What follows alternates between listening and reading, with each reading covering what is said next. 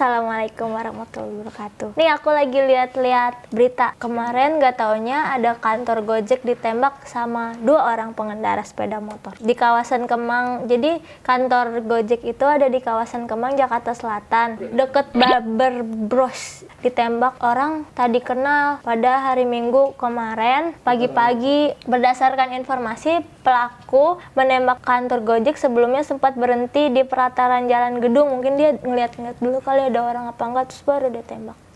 Peluru pun meluncur setelah satpam kantor Gojek yang berlokasi di Jalan Kemang itu menghampiri keduanya. Jadi mungkin dia gara-gara takut, terus akhirnya dia tembak aja. Untung bukan satpamnya yang ditembak.